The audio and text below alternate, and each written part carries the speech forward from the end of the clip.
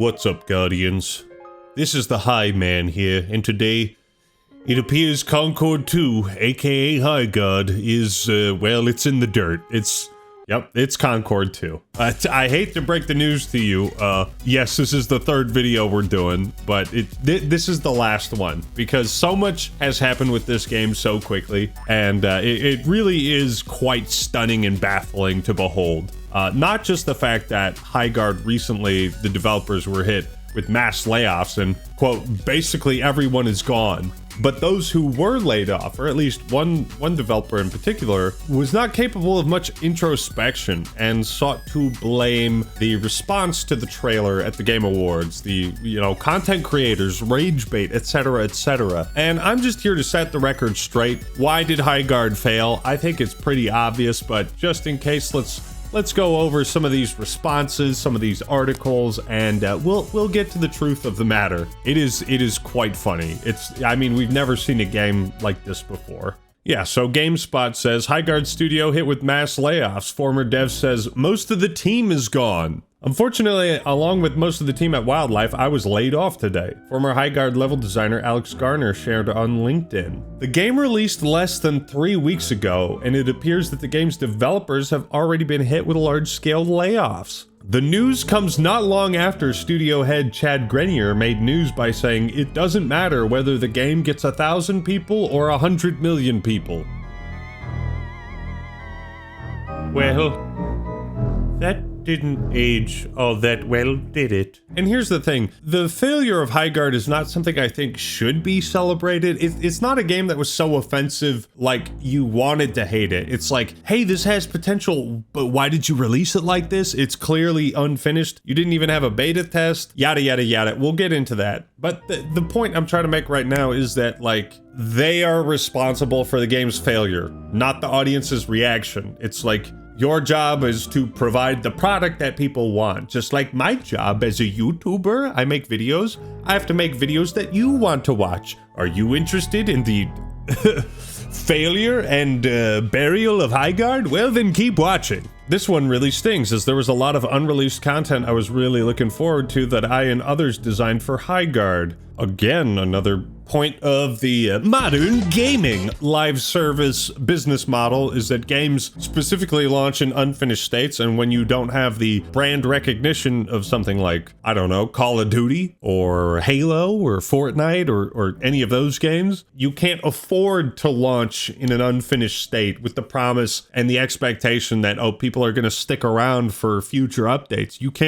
can't bank on that, especially if you don't have a beta test and you don't. Anyways, when GameSpot reached out to the studio for clarification on the layoffs, Wildlight pointed to a statement it made via Twitter about 2 hours after Grainer's post. Let's see this. Today we've made an incredibly difficult decision to part ways with a number of our team members while keeping a core group of developers to continue innovating on and supporting the game. We're proud of the team, talent, and the product we've created together, but we're not proud of a lot of the staff. We're not proud of the revenue this game is making, which is probably next to none. And it's quite sad, but we can't say that. God, I do feel bad for them. But yeah, we're cutting costs. We have to cut costs right away. And it's tragic that we didn't think it was important for a hero shooter to have a scoreboard or the option to see what heroes the enemy team is playing as. You can counterpick and counterplay. That's why we had to fire our employees, because our creative direction, well... Oh yeah, here's the first comment. No open beta, no early access, no marketing, a game no one asked for. What went wrong? Let's fucking pick him, Jeff. Back to GameStop. Although we found Highguard's twist on the shooter genre to be refreshing, the game released to mixed reviews and has undergone several changes in the weeks since. The most notable of these was a permanent shift to 5v5 following criticism of its 3v3 gameplay. This is what I said in the video on my main channel. It's like you hotfixed the 5v5 mode into the game because you didn't beta test this and you didn't see what feedback would have been, and you would have caught this before the game actually came out.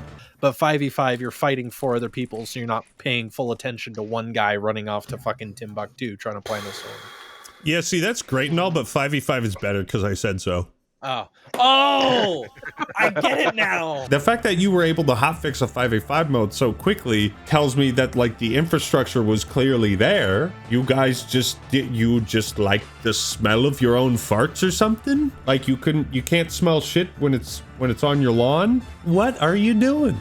What are you doing? It's important to be receptive to player feedback, as GameSpot points out, but like, you know, only after the game comes out and you don't have any brand recognition, it's brand new IP, you have everything to prove to the world and everything to lose. You can't afford to be making these kinds of mistakes. I would like to point out that, just as a side note, today, February 12th, they announced a balance and technical updates patch for whatever that's worth. And I think if you read through this, you will see how unfinished the game was. Gear up phase shortened to 90 seconds from 120. Yeah, the start of the match was quite boring, as you just kind of did nothing and you hit rocks with a hammer. It really wasn't that all engaging. Reduced respawn times to 15 seconds from 20 seconds during the gear up and shield breaker forming phases. Respawn timers was another big deal. It fucking sucks not being able to play a game just because you die. I think in Halo, like 8-second respawn timers in objective game modes was already painful enough, but like you die once in Highguard, 20-second wait time that's crippling. When you die in League, respawn timers like at the start are like 5 seconds. So you can get right back in. Yes, your opponent gets a lot of gold and a big advantage, but you're right back in the fight. So you don't just get shit on and steamrolled. The other funny part is this. We've added your kills and assists to the HUD above the minimap. Like HUD hot fixes. You know, this game was not complete. Just to prep you for the Highguard developer's response on why he think the game failed and who was to blame for this game's failure, right? You can see here quality of life, added assist and damage to the end of match podium stats. It's a team-based hero shooter, and they didn't track your assists. If you talk about this game for too long, you'll go insane. Did I forget to mention that you are the reason that Highguard failed? I think I forgot to mention that. It's actually a you problem. Am I so out of touch? No. It's the gamers who are wrong. So we're gonna read this post. I don't need to share the name of the guy who posted it just cause, but here we go. Let's dive into the reasons really why Highguard failed. Apologies for the length, been wanting to say a lot of this for a while. The day leading to the Game Awards 2025 was amongst the most exciting of my life. After 2.5 years of passionately working on Highguard, we were ready to reveal it to the world. The future seemed bright. Everyone I knew who had any connection to the team or project had the same sentiments. This is lightning in a bottle. I trust this team wholeheartedly. If there's one project nobody in the industry is worried will fail, it's yours. This has mainstream hit written all over it. There's no way this will flop. I could play this game all day. God, it hurts. Oh, it hurt. Oh, it hurts. The internal pre-reveal feedback, even from unbiased sources, was quite positive, and where it was negative, it was constructive and often actionable. Press X to doubt. I mean, from the sounds of it, it seems like everyone was just, you know, playing with your balls. Toxic positivity is a real thing. And since we were an independent, self-published studio built with royalties in mind, many of us were hoping this could finally be the thing that broke the millennial financial curse. Another point that goes against Highguard developers, they did not have a publisher like EA or Activision that they had to answer to, creatively or financially. So this is all them. They did not have to publish this game when they did in such an incomplete, unfinished state, but they did. And they didn't have anybody to answer to besides themselves. And I think that is somewhat indicative of why this post was made, because accountability is tough to take, especially when you're talking about, you know, something you worked on 2.5 years and it failed. That's tough. But then the trailer came out, and it was all downhill from there. It's almost like the trailer wasn't made to be a true game reveal of a new game or to introduce people to this world. I think it's pretty obvious when you're revealing a brand new IP and a new shooter, not to go for like a cliche video game trailer. Like, hey, here's Highguard, here's our vision for the game, here are the coolest things you can do in it, that sort of thing. Instead, it just kind of expected you to feel like the game was cool and to believe that. Content creators love to point out the bias in folks who give positive previews after being flown out for an event. People were flown out for Highguard? I'm the problem. I am the problem. See, I was only flown out to China.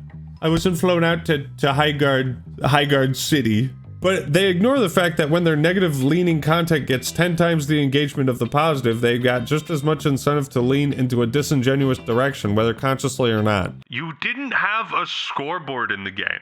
You have a hero shooter game that doesn't have a scoreboard. You can't press tab to see what heroes the enemy team is playing as in a hero shooter. But I'm biased because of that. That's just negativity engagement I'm engaging in. I should really be praising the fact that you guys didn't have a scoreboard, that you just recently had to patch in assists as a stat in your scoreboard. I mean, like, I don't like complaining about scoreboards, but it's really the biggest indication of like how fucking incomplete and misguided a game can be. We're talking like basic industry standard quality of life features that are to be expected at the very least. But no, it was all these negative leaning content creators who wanted to content farm. I'm sure that happens, but we can't make content if you don't give us content to make. That's why this is the third Highguard video.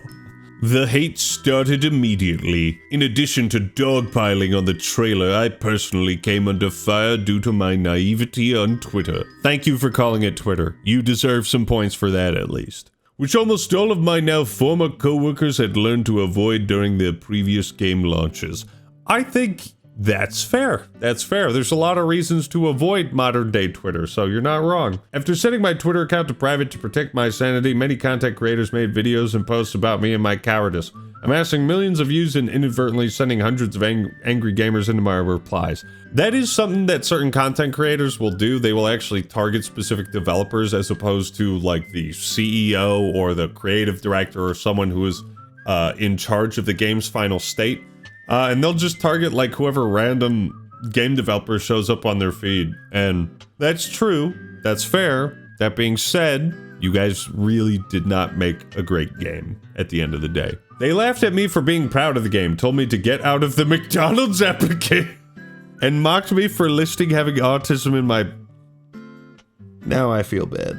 Do I keep reading this? And mocked me for listing having autism in my bio, which they seemed to think was evidence the game would be woke trash. Okay, yeah, so they were getting flack from those types. You know, the Andy Pants quantum TVs of the world. All of this was very emotionally taxing. Okay, so he doesn't seem like a bad guy. I might have autism. I don't know. Hasn't been diagnosed. I do make nerd videos for a living. I have a very extensive Lego collection. I don't tell anybody about it. I might be autistic, so I can at least relate on well, there you go. There's the autism. Couldn't finish the sentence. There is much constructive criticism that can be and has been said about Highguard's trailer, marketing, and launch, but I don't think it's my place to commentate on that. I mean, you worked on the game though, so maybe? I also don't think that there's any way to know whether the launch would have fared better or worse without the massive spotlight that was thrown onto us in response to the Game Awards trailer placement, but we never got that chance. It would have done worse. Absolutely would have done worse. You guys had the spotlight to the tune of roughly 4.4 million concurrent viewers. You did manage to pull close to 100k players on day one. Of course, that player base very quickly fizzled out, but if your game had been good and alluring and something brand new and fresh and exciting that players could really connect with and understand, you would have retained a pretty good chunk of that player base. Just completely unrelated point. Has anybody played Team Fortress 2? Has anybody ever heard of Team Fortress 2? We were turned into a joke from minute one, largely due to false assumptions about $1 million ad placement, which even prominent journalists soon begin to state as fact. I mean, what are people supposed to assume for the Game Awards where, like, you know, it's like the Super Bowl for video games. You assume companies are paying money to have these ad placements because why wouldn't they? It's the Game Awards. 4.4 million concurrent viewers, 171 million viewers overall. Money doesn't grow on trees. Why would we assume that you didn't pay for it? This is the one game that was an exception for Jeff Keighley, who's like, nope, this game is so fucking good, I'm gonna give you guys the spotlight for free. We don't know the inner workings. We don't know how that shit works. We can only assume people pay for those ad spots. That's why they're there. That's why they're shown in the Game Awards. Within minutes, it was decided this game was dead on arrival, and creators now had free rage bait content for a month. It didn't impress people, though. That's the thing. It's like this. I get why he's saying these things, though, because the harder reality to face is that you spent all this time making something that really just wasn't that great. That, like, maybe you guys did not have a full vision of creatively, and it just wasn't that great. As a creator, I know that such realities are very hard to look at because you look at the work you did on something, and if you say, wow, this wasn't good, what does that say about me? So I get it. I do get why he's deflecting towards content creators and YouTubers and people like me. We do have a voice. Our voices do matter. If I make a video that sucks ass, no, it's not my problem. It's the viewer's fault. Every one of our videos on social media got downvoted to hell. You guys didn't post any videos on social media. Your account was buried. You had no marketing campaign. You can't downvote things on Twitter. You didn't post anything on Twitter. Are you talking about Reddit? Did you have like a social media presence on Reddit? That's where you could downvote things. YouTube disabled dislikes, but you guys only posted 40 videos after the game came out. You didn't post any videos.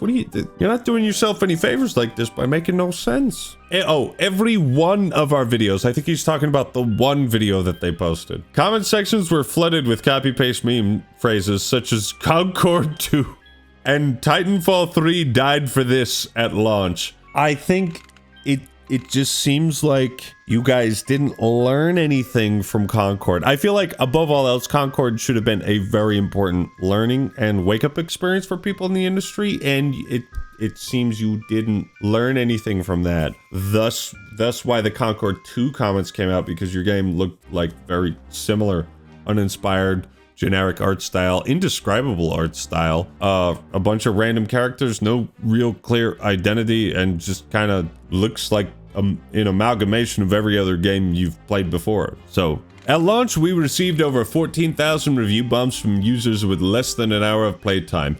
Many didn't even finish the required tutorial. I feel like you can sum up the sort of cognitive dissonance just in that last sentence. Many didn't even finish the required tutorial. Maybe because it was required. Maybe because it was a brand new game. Maybe because the tutorial wasn't designed well in an interesting way. Have you ever played COD 4? That tutorial lasts like 2 to 3 minutes. And it's interesting the whole way through. Highguard. Holy fuck, I did the meme. Highguard's tutorial legit took me 15 minutes to complete. Okay, and we're not talking about COD 4, a game that had a single-player campaign and a tutorial to teach you the basics of shooting in a game from 2007. We're talking about a game that people are already familiar with the shooting genre, and now you're forcing them to play the tutorial. Why would you do that? Why would you force people to do that? You can't acknowledge your own design flaws. It's like basic shit, man. Like, imagine spending all this time creating a tutorial, creating all the mechanics and the dialogue and all this shit, and then it's just like it comes down to a toggle in the UI, like, do you want to play the tutorial, yes or no? And that guy fucks up his job, and like 30,000 people end up stop playing the game because some guy didn't toggle the switch that lets you skip the tutorial like other games do. In discussions online about Highguard, Concord, 2XKO, and such, it is often pointed out by gamers that devs like to blame gamers for their failures. That is silly. As if gamers have no power, but they do, a lot of it. I'm not saying our failure is purely the fault of gamer culture and that the game would have thrived without the negative discourse, but it absolutely played a role. Dog, you guys also got the biggest spotlight in the world of gaming, and you could not capitalize on that. The spotlight that was shined on your game only could have benefited you if the game was something that people wanted to play. That's the hard reality you gotta face. Yes, we do have power, but memes become memes for a reason, because they resonate with people. Because when they saw your game, they were immediately reminded of the biggest flop in gaming history, Concord. And that's not a good sign. You don't want to be designing a game that can be compared to it. In fact, while you're designing a game, because you guys had a year between now and Concord, you probably should have been asking yourself, hey, what can we learn from their failure, from their mistakes? I don't know why you didn't ask those questions in the meetings, but all products are at the whims of the consumers, and the consumers put absurd amounts of effort into slandering Highguard, and absurd amounts of effort into slandering Highguard. That is just wild. I mean, we could read the rest of it, of this, but that is just, I mean, I didn't script this video. I'm not putting absurd amounts of effort into this video. It's just, I think you guys put absurd amounts of effort into a game that you like just released in an unfinished state. I mean, just like basic shit, just basic, like you can't pull up the map screen and ping locations on the map. Hey, go here. Imagine if you couldn't do that in League. You can't pull up the map. Hey, let's go do Baron. I'm pinging Baron. You can't do that. There's no creeps in Highguard. There's nothing to ping aside from where you want your team to go. But it's like basic fucking shit like that. It's our fault, Guardians. We didn't high our guards enough. Even if Highguard had a rocky launch, our independent self-published dev-led studio full of passionate people just trying to make a fun game with zero AI and zero corporate oversight deserved better than this. We deserved the bare minimum of not having our downfall be gleefully manifested.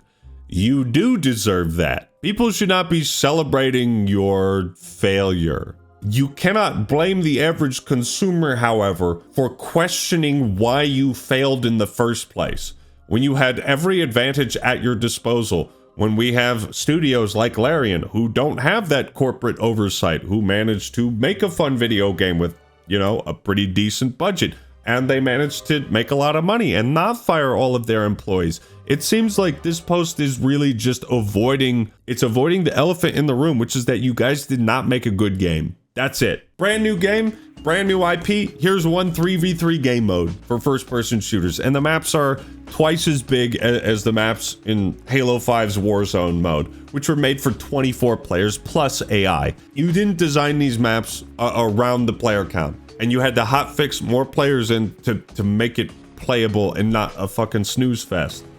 Sure, it's commendable you did shit with zero AI. In this day and age, that is a genuine compliment. You didn't use AI. I respect that. But the fact that you guys had zero corporate oversight, you had nobody to answer to but yourselves, and this is what you came up with, it truly does boggle the mind. It confused the hell out of me. I really could not understand how this game was designed or why it was designed the way it was. And how long am I gonna yap for Concord? Well, ladies and gentlemen, sadly, this is the end of my yap talk.